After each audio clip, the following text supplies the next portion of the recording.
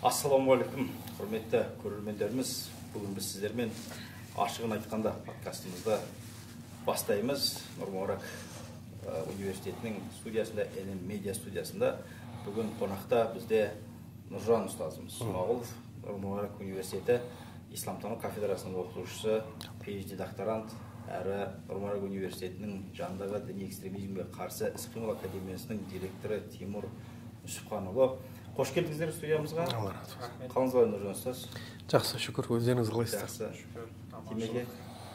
Енді Нұржан ұстаз білесіз, мынау дерадикализация саласында әсіресе соңғы ағымдарға қатысты кейбір ағым өкілдерімен де тартыс мәселесінде танымал болып кеттің соңғы тиктокта. Сол жақтағы бір бауырымыздың тікелей стриміне қосылдыңыз ба, эфиріне қосылып сұрақ қойдыңыз. Бірақ бәрі десек те өзінің дегеннен қайтпайды. Не себепті mesela? Кейбір мәтіндерде, кейбір дәлелдер келсе де қайтпайтын байқаймыз. Бұл оңалту саласының үлкен бір проблемаларының бірі. Себеп не? Методика дейінесің, оларда методика жоқтықтан ба, жоқ әлде басқа бір себебі бар ма? Сіздің өзіңіз тәжірибеде байқаған мәселелеріңізді айтсаңыз. Мен енді Таке бір түйгенім осы. Істеп жүр қой жұмысты негізі. Өзіміз түйіп жүреміз бірден сен, істеп жүргеннен кейін, мына былай екен ғой деп. Мынандай дүниеде мен жалпы бірінші кезекте мына байқамай кетіп қалады деп ойлаймын да, көп адамдар. Бір себеп жоқ. Мысалы, бірінші намазға келді, намазға келген кезде салафит досым көрді, не болса жаңағы радикалды досым көрді, соның артынан намаз оқып кетті. Ол білместен. Кейін сол дінге кіріп алғаннан кейін дін осы деп оған беріледі ғой, жайлап түсінік беріледі. Ана түсінік дін ретінде қабылданғаннан кейін дін бұл сіздер білесіздер, бір сакравенный сондай нәрсе бұл. Тақтис қой өзі, ой осылай деген кейін осылай болу керек деген нәрсе жүреді да ол. Сол нәрсеге кіргеннен кейін оны қайтару қиын сияқты менің ойымда. Өйткені ол жаңа сакравенныйға айналды дейді. Мен сіздерге мынандай қызық дүние айтайын. Мысалға Ибн Халдунның кітабы Мұқаддиманы білесіз ғой? Сол жерде айтады, мына теориясы ғой енді, социолог ретінде екен, әлеуметтанушы ретінде келтіреді оны. Оның сөз маңызды болмаса да бір түртіп болған жері бар да. Мынандай нәрсе айтады. Мына басшыға дейді асабия болу керек дейді. Асабия дейміз, қаттылық кішкене болу керек дейді. Неге қаттылық болу керек десе, өйткені бұлар қазіргі біз мынандай көзқараспен қарап кеткенбіз уже мемлекеттер болып қалыптасқаннан кейін, басшы деген мағына шығғаннан кейін адамдарда бұл сол көзқараспен қарап кеткенбіз дейді. Но негізі, бірінші кезде топтық ұйым құрыла бастады адамдар. Сол кезде қандаймен тағайындалды дейді басшы? Асабия мықтылықпен дейді. Ол негізсіз болып қалады дейді ол. А біз қазір дейді, ол сол бірінші басшы болып тағайындалған күшпен, бірінші басшы болғаннан кейін ол уже басшы тұрды өзінің баласын қоя бастады, ол өзінің баласын уже мемлекеттер қалыптасты конкретно, уже басшы деген ұғым пайда болды. Уже адамдардың көзқарасында басшылық деген ұғым сакравенныйға айналды дейді. Мына баласына билеу керек, бұған иман ету керек деген иман мәселесі кіре бастады дейді. Басшы тіпті Алланың өкілі деген сондай нәрселерге кіре бастады дейді. Бірақ негізіне келген кезде бұл барып тұрған просто мықты адамның шығуы емес па деп айтады да, соны ұмытып барадық деген сияқты. Менің бұл жердегі мына айтып жатқан әңгімеме айтатын нәрсем, бұл бізге сонда бір жаңа радикалды топқа кіргеннен кейін бауыр бір сакравенный ретінде көреді да оны. Бітті осылай қайтпау керек, осылай деп. Дін деген білесіздер ғой, дін деген біреу дінмен адасатын болса оны қайтарып келу қиын. Мен әрдайым ана өткенде бір тәкеңмен жиналысқа қатыстырды, біз баяғыда бір жыл бұрын психологтардың жиналысына қатыстым. Мен ана жақта өздерін ойланып тастап жатыр ғой, былай нетеміз, бәрі психологтар былай етеміз. Мен ана жақта дін маманымын да. Соны былай айтсек дұрыс болады. Мен айтамын да, сіздерде діни ілім бар ма? Діни ілім болмайтын болса, қалай психологиямен оны қайтарып алып шығуға болады деймін да? Ол дінмен адасқан. Адасушы дінмен адасқан ғой. Дінмен адасқан. Себеп дін деймін да. Сен қалай оны психологиямен алып шығасың деймін да? Сол кезде мен осында теорияны ұсынғам. Негізі мамандар діни мамандар болатын болса, неге? Өйткені дінмен адасқан адамды тек қана дінмен қайтарып аламыз. Басқа қайтара алмайсың. Сен оған хадис алып келесің, сен оған аят алып келесің, сен оған жан сақтығын алып келесің, түсіндірмесең болмайды да. Таке. Сондықтан менің ойым, жаңағы адамдар бірінші радикал топқа кіріп кетеді, радикал топқа кіріп кеткеннен кейін қайтару қиын болып кетеді. Неге? Көп жағдайда басқа бір тұрғысынан жұмыс істейтін сияқтымыз. Негізі жайлап отырып жұмыс істесек болады. Бірақ бір шетінен айтып жатқан Сәкенің неге қайтпайды? Біз бірақ дінмен де барамыз, Бұл дін сондай нәрсе ғой.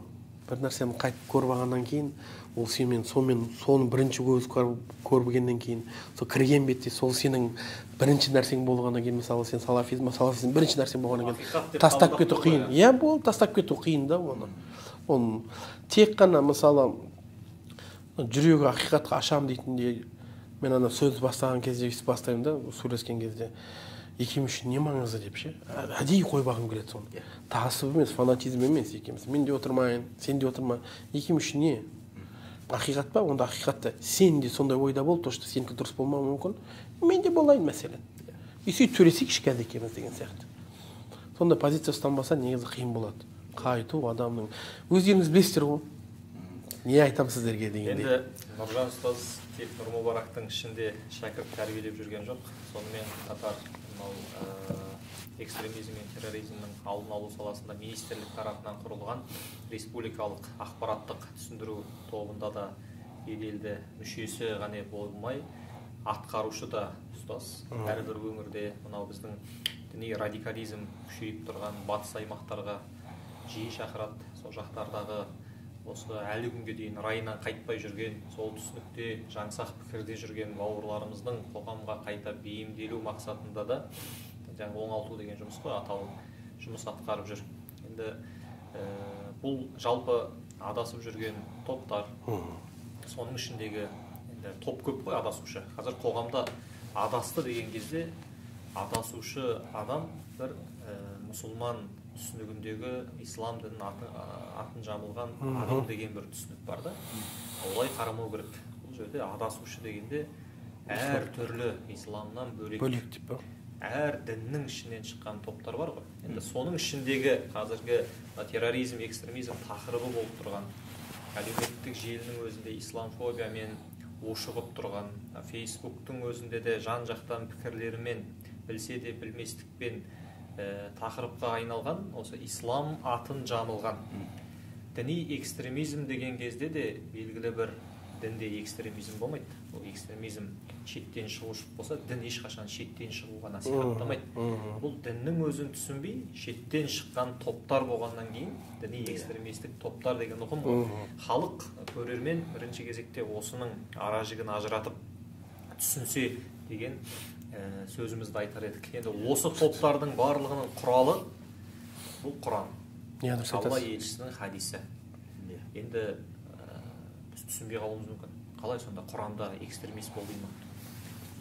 Пайғамбар салам терроризмге насихаттай ма деген бір жансақ пікір болуы мүмкін ғой. Бәрібір кітапқа оқыса қалай бөлініп кетіп жатыр? Осы саланың негізгі тілі болған араб тілін терең меңгерген маман ретінде осы діни мәтіндердің өзін біз қалай түсінуіміз керек?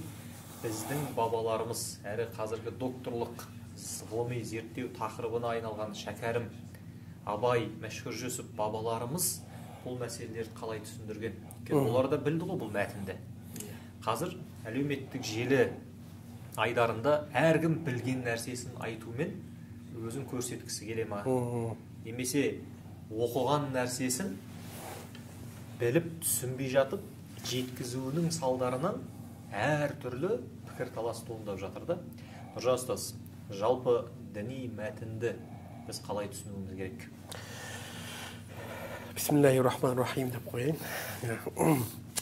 Айтпағым, таке әдемі. Негізі бір 4 сұрақ па деп ойладым, бір 4 пункт. Біріншісі...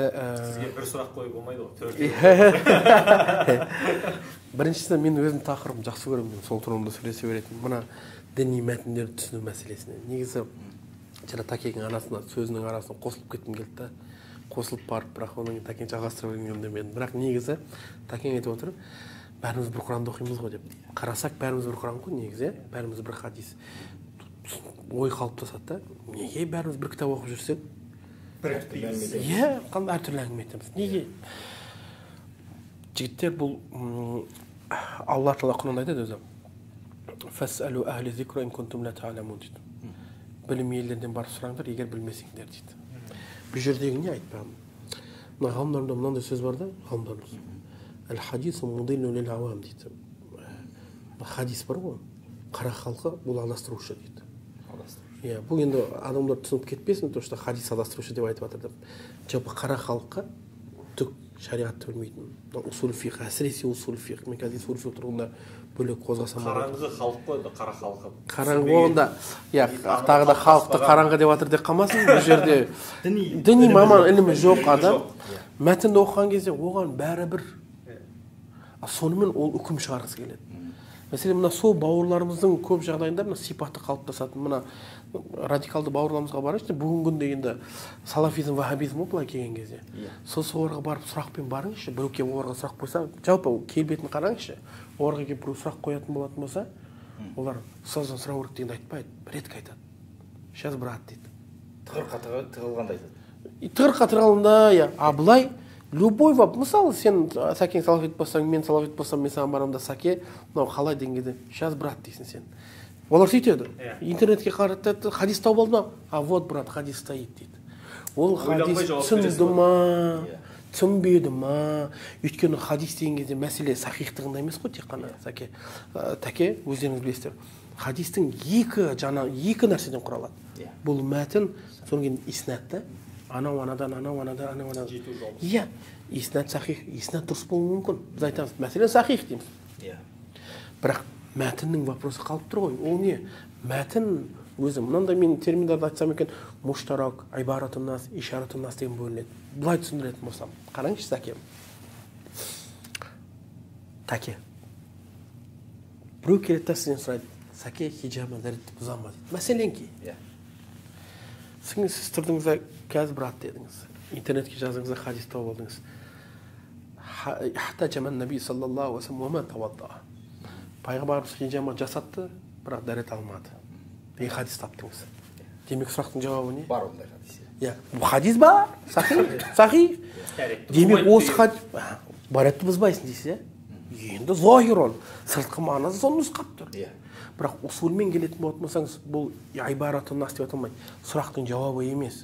Өйткені сұрақтың жауабы мынандай болу керек. Пайғамбарымыз саллаллаху алейхи ва саллям айтты, хиджама дәретті бұзбайды. Сол жауап болу керек еді. Бірақ бұл хадис қалай келіп тұр сізге?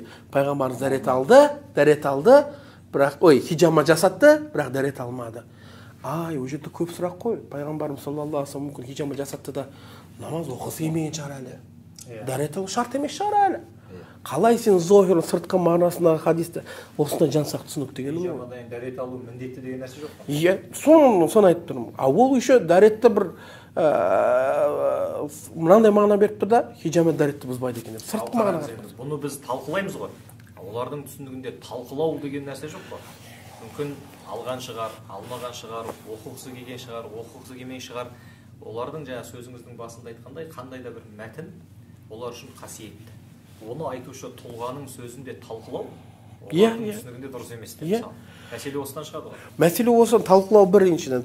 Тәке, талқылау дегенде үстазының алдында отырып дұрыс мақсатқа жету ғой бұл мәтіннің, иә. Бізде енді біз айтамыз, мынаның бәрі айтып отқан усул фиқ. Бізде қазір айтамыз, неге біз салафизм болмаса вахабизмді 5-ші мазхаб қыла алмаймыз? Мәселе, неге? Мәселе сұрақ туындайды. Неге қылмасқа? Нормальный мазхаб келе жатыр, неге? Имам ибн Абин айтады, усул жоқ. Өйткені мазхаб болу үшін оның жолы көріну керек. Қалай ол үкімдер шығатын усул тұру керек оның. Иә. Имам ибн Абин айтады, Құдыр Расмы Муфти деген еңбегін айтады.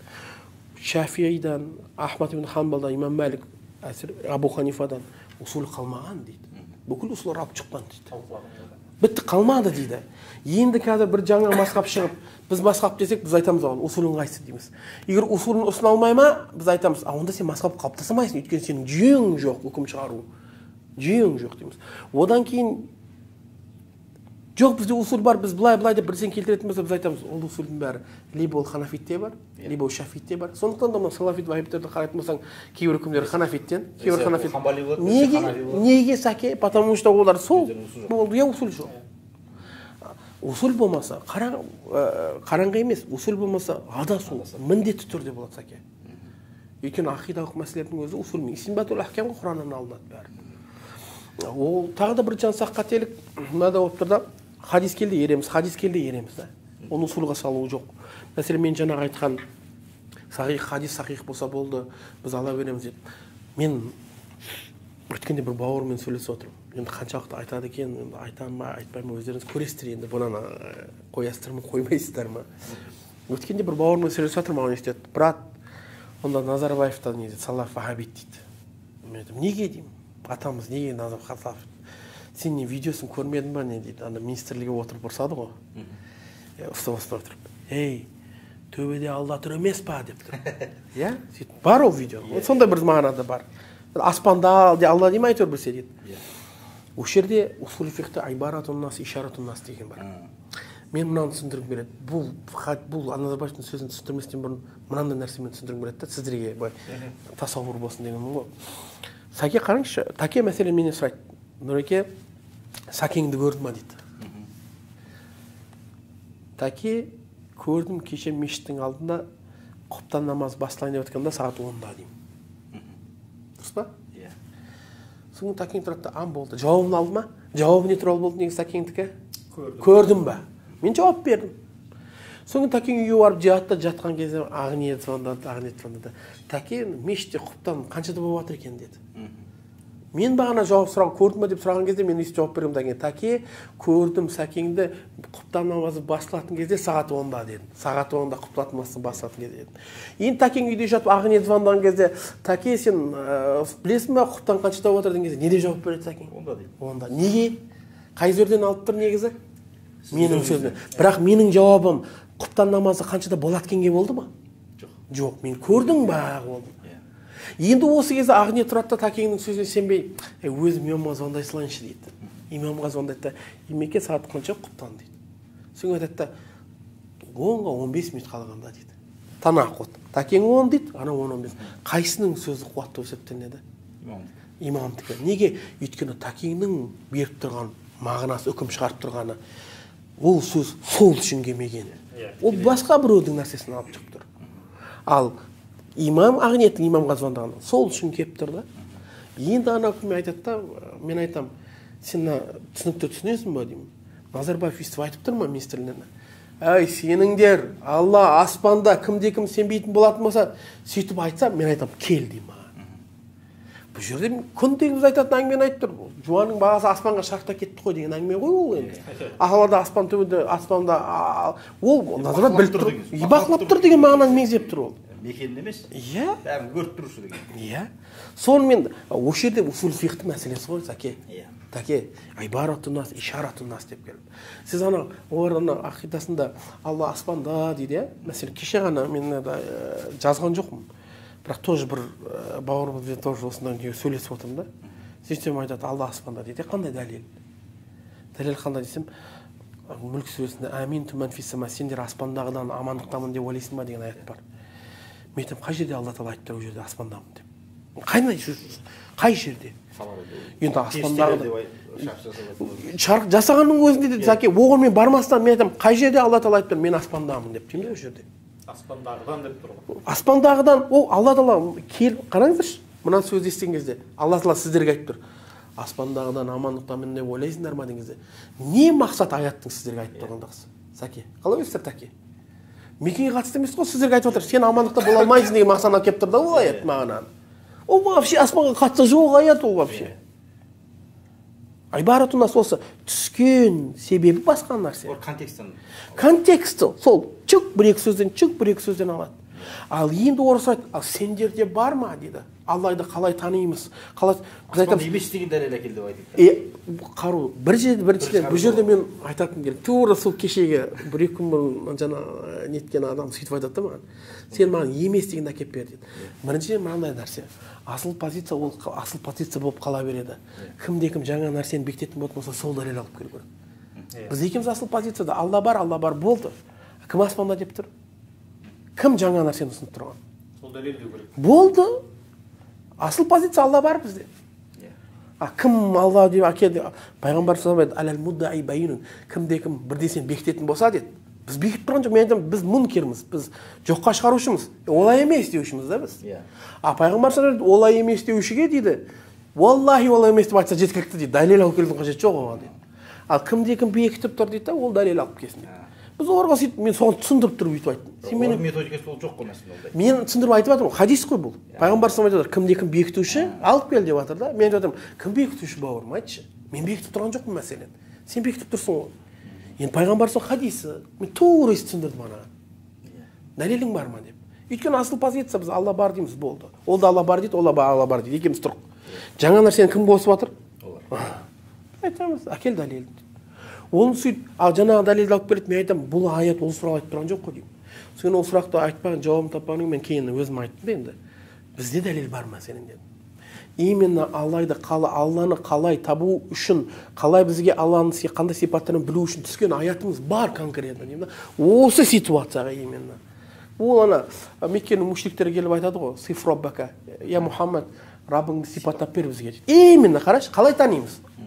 Аспанда деп танимыз ба, қандай деп танимыз? Бір түсіндірші ол деген кезде. Иә, сол кезде құл валлаху ахад, айт, Алла жалғыз дейді, ешкім ештеңе жоқ дейді. Аллаху самад, ол ештеңе мұқтаж емес. Мұқтаж еместің ішіне мынау жин істейді, бәрін қамтап кетеді, ештеңе мұқтаж емес деген кезде бәрін қамтиды. Мекенді де, аршты да, ештеңеге мұқтаж емес Алла Тағала. Балаға да мұқтаж. Ләм ялид ва ләм юлад. Ол туылмады, ол туылмады. Ва ләм якун лаху куфуан ахад. Куфуан ахад теңдес оған ешкім жоқ дейді мәселе. Оны қарасақ, именно біздің сұраққа жауап қой. Барлық осының аясы. Иә. Ал олардың алып келген любой дәлел, мен сондықтан да сөз жүргізген кезде олармен өткенде жаңа айтып жатсақ, Ақтөбеге барған кезде жинап берді, жиналып отырып сөйлесіп. Біраз адам отыратын, бір дәлел әкеліп беріңдерші. Бірақ дәлел. Алланың қолы бар, аспан. Любой мәселе, бірақ дәлел әкеліп беріңдер. Осылай деп аят бекітіп тұрған, мен сенемін дедім. Бар ғой, жаңа амин. Күн хадисін айтса жемес. Күн хадисі біріншіден әдемі. Күн хадисі деген бар. Енді біз ана көрермендер. Олар көбі соны айтады. Мәселен, күннен сұрады дейді. Алла қайда дейді, аспанда дейді мәселе. Тур кешегіде сол болып жатқан жаңа мұназарамда тура соны айтып жатыр ол. Күн хадис, жария дейді. Мен айтамын, жақсы деймін. Үш причина бар деймін да, жарияны сен не етуге дейді. Біріншіден, жари бұл хадис ахад деп аталады, уахид. Хабар ахад деп аталады. Хабар ахад қой, Құранның аяты емес қой. Алланың сифатын бекітуге қатысты, енді Алланың сифаты ғой ол жігіттер, ақида. Ақида қателік бола алмайды. Ақида бекітіледі, қатай, мутаватирдан да бөлек. Өйткені мутаватир бар, мәтіні түсініксіз. Мысалы, Құранның аяттары бар ғой, муташабих дейміз. Ол мутаватир ол, бірақ мәтіні проблема. Түсінбей тұрып та, ол жерде біз айтамыз, мухкам дейміз. Мухкам дейміз не? Иснады да, ішіндегі сөз. Бәр біз ана спорт етіп кетсек, мухкам дей береміз ғой, соны мегзеп тұрып та біз мухкам деген кезде. Мутаватир, жаңағы күннің хадисі мухкам бола алмайды. Неге? Өйткені ол мутаватир емес, Алланың сифатын бекітуге жеткіліксіз дәрмені. Бұл Ханафи мазхабында да, Шафи мазхабында да, Ханбали мазхабында, Малики мазхабында ижма. Біреулер бар айтатын, басқа мазхабта хабар уахид қатай жоқ. Бұл қатай истидлали береді. Енді бұл термин енді не тебірсек қызық болмай кетеді. Қызық сіздерге, бізге қызық болмай кетеді деп қойын. Ал көрермендерге қызық болмай кетер. Ал енді бұл біріншіден хабар ахад дейміз. Бұл жарамайды. Екіншіден бұл хадис муттариб деп аталады. Не муттариб дейміз? Бұл хадис, мындай хадис болады. Пайғамбарымыздан бір мәтін келеді. Тура сол мәтін басқа жолмен келеді да, бірақ сөздер өзгерген. Тура сол басқа жолмен келеді хадис, сөздер өзгерген. Тура сол басқа жолмен келеді, сөздер өзгерген. Тура сол басқа жолмен келеді, сөздер өзгерген болып келеді. Бұл хадис біреулер ғалымдар айту бойынша 9 жолмен келген бұл. Именно күн жайында. Біреулер бойынша 6 жолмен. Бір несінде жаңағы айна Алла деп сұрады, Алла қайда деп сұрады, фиссама деп жауап берді. Біреу келеді. Екіншісі ол мылқау, сөйлей алмайды. Айна Алла дегенде қолмен көрсетеді дейді. Үшіншісі ол айтады, пайғамбардың сұрағы айна Алла емес, пайғамбар сұраса, "Хәл анти муъмина" деп сұрайды. Сен мұсылмансың ба деп сұрайды. Бір риуаятында қараңыз. Осы екінші. Иә, бұл хадис муттариб жарамайды. Иә. Үшінші мәселе. Мынандай сұрақ туындайды да. Бұны имам Байхақи айтады. Сен ойлашы дейді өзің. Пайғамбар сол кезде сол күнді босатып жіберейін деп тұр. Из-за того, что Алла аспанда екеніне сенбеген үшін ба? Сол болып тұр ма? Ключевой момент. Қалай ол ақылға қонымды ол? Аллаға сенді. Алла аспанда емес екеніне қатысты жауап болайын деп тұр. Пайғамбардың босатпа деген. Мәселенің асылына қарайды. Ол мақсат емес, пайғамбарсыз какая разница ол? Алла аспанда емес деп сену ключевой момент емес қой. Ол жердегі дағуаттың ең таралып жатқан моменті. Бұл жерде мұсылмансың ба, мұсылман емессің ба деген әңгіме ғой бұл жерде. Ғалымдарымыз айтады, ол жерде мысалы адамдар сол моментте құлшылық жасайтын адамдар, сенімді, Аллаға сенімді адамдар, сенетін адамдар екіге бөлінген дейді. Біреуі жаңағы насрани, яхуди және кім мұсылман таза бұл ана адьяну самауия деп атады. Білесіздер ғой, иә? Неге самауия? Аспан діндер дейді аударып келген кезде. Аспаннан Құран түскен, Жибрил алейхиссалам түсіп отқан, сондай нәрселер ғой. Сондықтан да ол айын Аллах деген кезде қай дінненсің? Самауи діннен ба? Әлде жерде пұтқа табынатын жердегі діннен ба деген әңгіме дейді да. Сол кезде соны меңзеді дейді. Бұл хадис ешқалай дәлелге жарамайды. Сондықтан мен айтамын, соны айтып жатсың ғой сен, бір хадис әкеп беріңдер десеңіз, жоқ дәлел. Бір Құранның аятын әкеп бер. Жаңа сөзіңе сәке, мен бана иснат бар дедім, иә? Мәтін бар дедім. Иснат мутаватир болуы мүмкін. Бірақ бәрі онымен шешілмейді. Как, например, муташаби аяттарда тұр ғой бізде. Аяттар мутаватир. Бірақ мутаватир иснатына болуымен қоса зонни мағына ғылым беруі мүмкін да, анау қатағи емес. Зонни беруі мүмкін. Оны біз айтамыз, муташаби аяттар зонни дейміз. Ойға ой жүгірту. Тәуил ғой, тәуил жасаймыз ғой, зонни дейміз. Енді Жан ұстаз, қазіргі докторлық тақырыбыңыз аясындағы өзіміздің бабамыз Шәкәрім Құдайбердіұлының шығармаларын, одан алдыңғы қазақ дәстүрлі исламның танымын қалыптастыру жолындағы бабаларымыздың еңбектерін зерттеп жүрсіз. Олардың түсінігі ерекше ғой. Мына айтып отырған біздің діни мәтіндерді қазақтың мақал мәтелі мен діннің дәстүріне, өмір салтына дейін сіңуіне үлесін қосып кеткен тұлғалар бар. Солардың түсінігінде, сол ғалымдарымыздың, бабаларымыздың осы терең мәселені толық меңгергендігінің бір айғақтары жөнінде ашығын айтсақ. Өйткені қазір кейбір кеңестік жүйеден уланған үлкен ел құрметті ағаларымыз сол жасына сай сөз сөйлемейді. Мысалы, бізді басқа танымға қарай бұрады. Мысалы, абайымыздың өзін әлі күнге дейін ағартушы деп, дін ғалымы, дін ағартушысы деп айта алмаймыз. Неден ағартты? Осы қараңғы халықты қай нәрсеге қарай ұмтылуға жұмыс жасады. Осы зерттеуіміз төңірегінде тың қол жеткізген ақпарат, айғақты дәлелдермен бөлісе отырсаңыз. Әдемі өзім осы әңгімеде біреумен сөйлесетін адам таппай жүрдім, негізі айтады. Мен тоже бір-екі момент айтқым келіп тұрды, тәке сөзіңізден қозғағым келіп тұрған ше. Енді біз жаңағы неде істеп жүргеннен кейін бір шеттен теолог болғаннан кейін точкасын қойғым келеді. Мен бір шеттен көресіздер, тәңіршілерге қатысты айтқым келіп отыр да, енді әңгіменің түбі. Енді сол иә, біздің ана негізгі ұстанымыз баяғы сеніміз тәңіршілдік. Иә. Бірақ оларға асасың абайда дұрыс емес, Шәкәрімде дұрыс емес, дін айтқандардың. Мен енді былай айтайыншы, тәңіршілдігінің негізгі идеясы қалай? Ұлттық код сақтау шығар ма сен? Не? Енді кейбіреулер соны ұстанбағанда, типа біз тәңіршіл ұлттық кодын ұстауға себеп болады.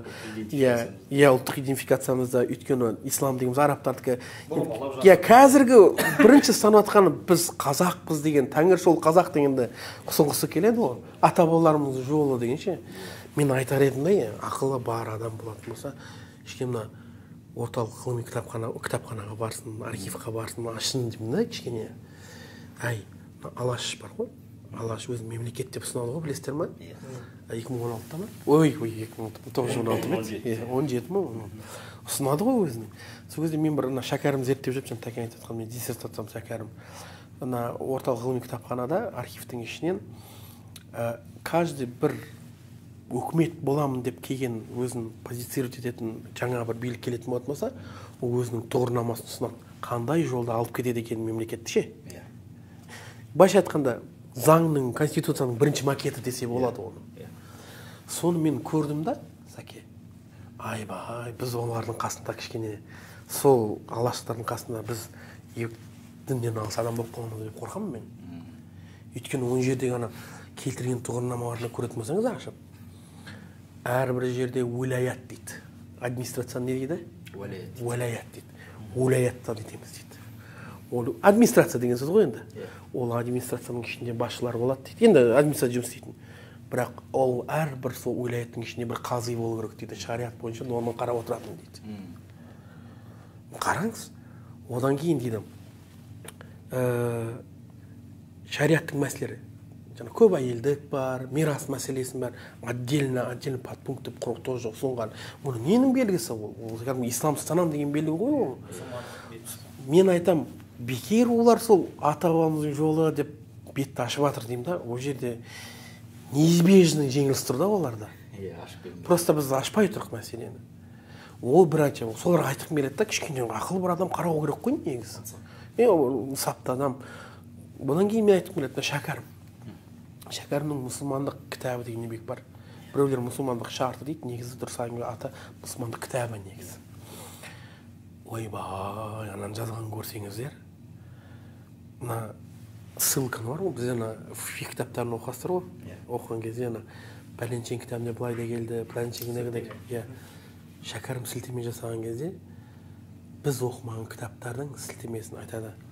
Мұхайтул Бурханда былай деп келеді. Мұхайтул Бурхан. Ибн Абидиннің сөзі тура емес дейді. Рот келтіреді. Ибн Абидин тағы да бір таңғалар жай.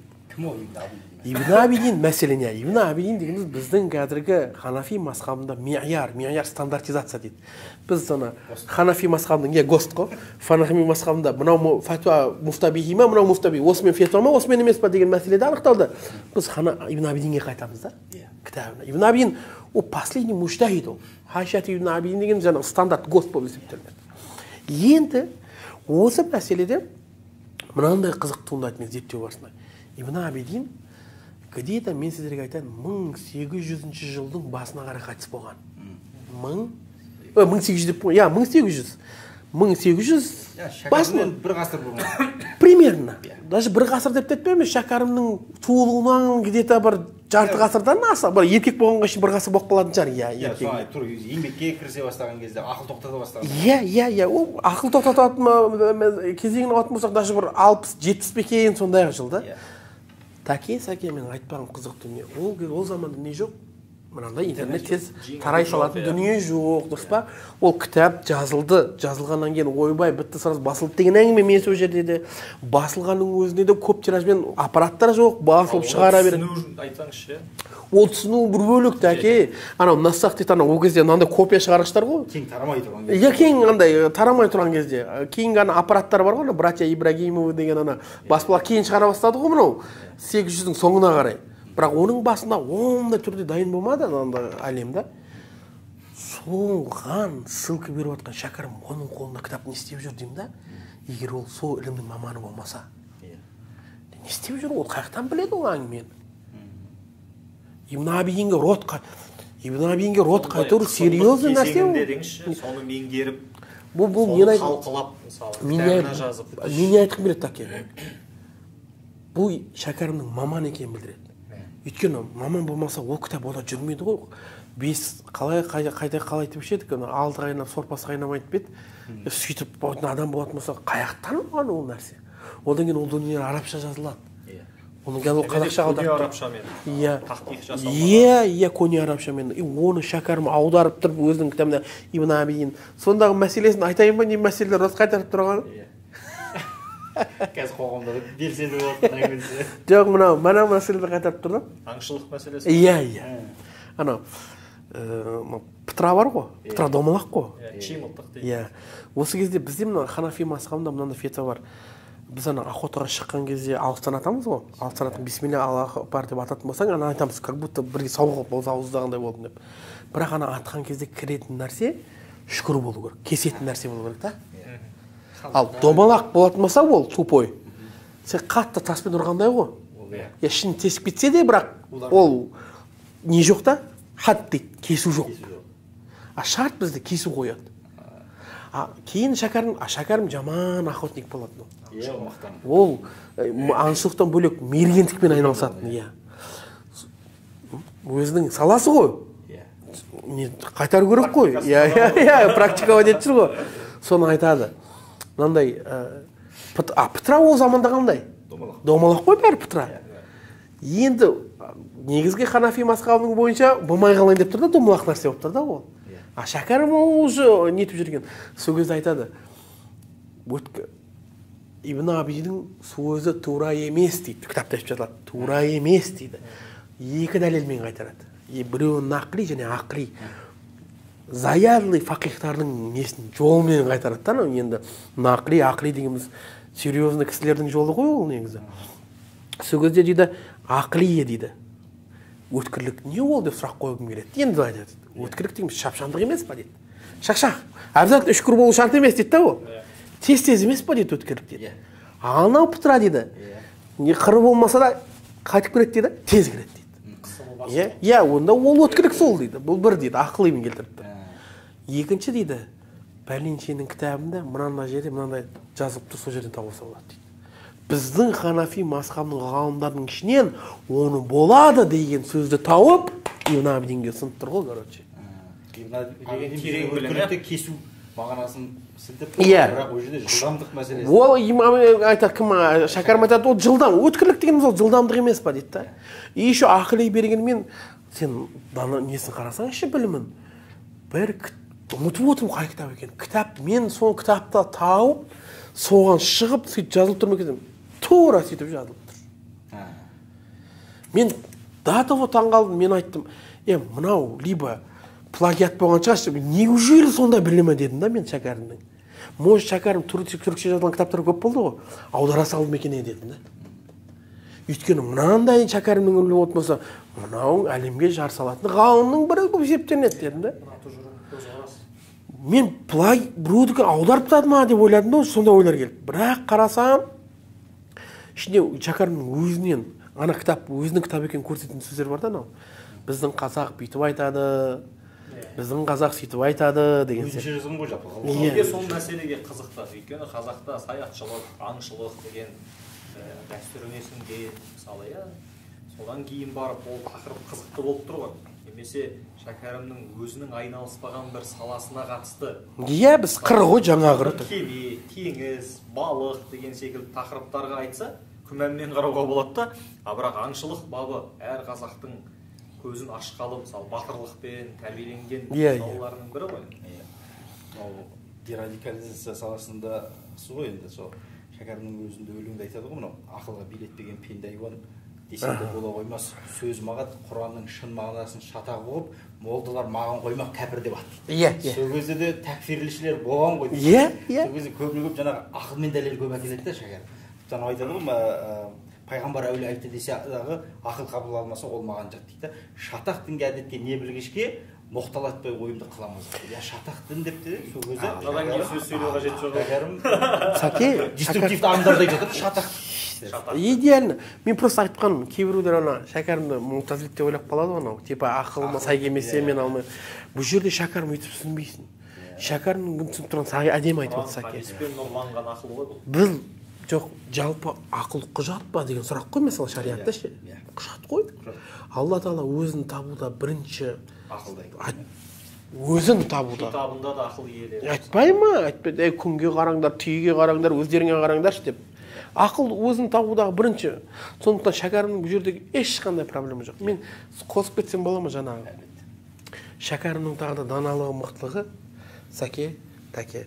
Мысалы, қазір көп уақытта насвайдың үкімі деп сұрап отырып қой, мәселен. Біз өзіміздің ғалым бар екен да, бұрында насвайдың үкім шығарып кеткен. Шәкәрім кітабында айтып кетеді. Мәселен, біз ана ғалымды қараймыз, анау арабтың ғалымын қараймыз, анау Шәкәрім өзінің мұсылмандық кітабының еңбегінде насвайдың үкімін айтып кетеді ғой. Иштихад қой бұл.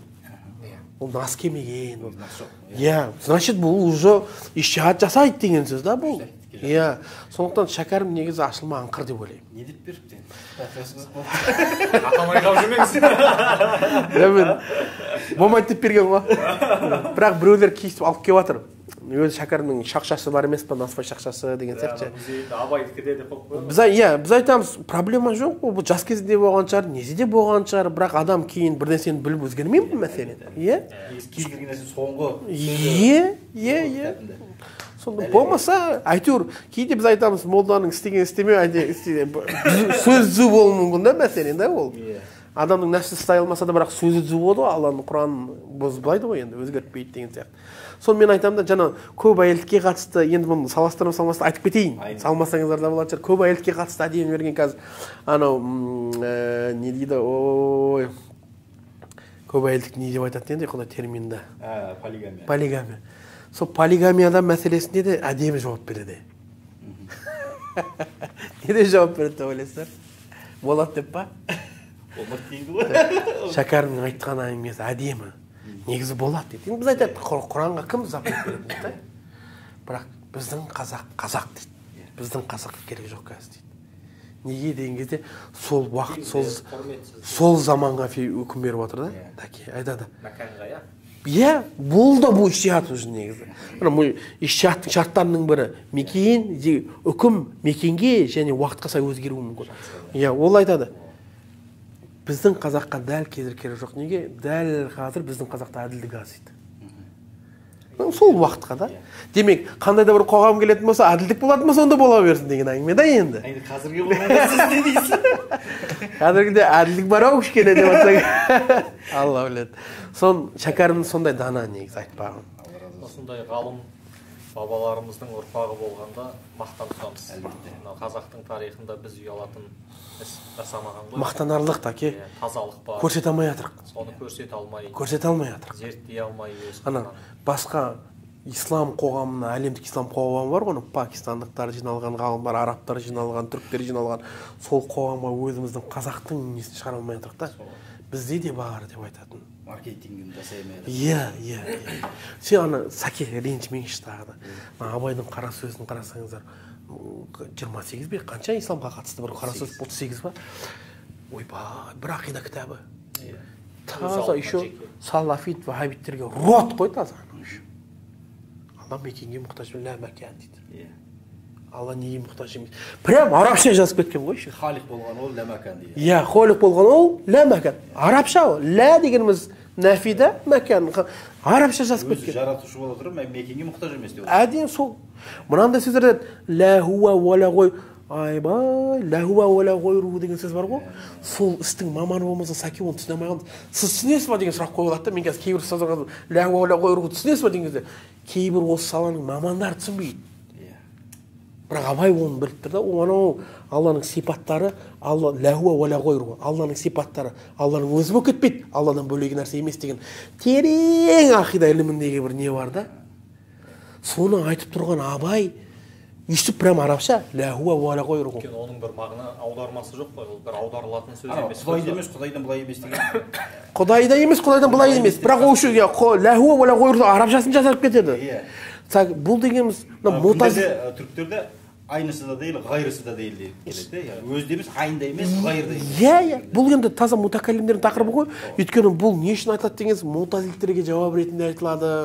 Бұл кейбір жаңағы аздасқан топтарға Алланың сипатын бекітпейтін, Алланың зәти деген сипаттары бар, зәти деген сипатты бекітпейді. Алла алим деген сипаттарын емес, өзінің затына айтады деген мәселелердің ішіндегі болып жатқан сөз ғой бұл.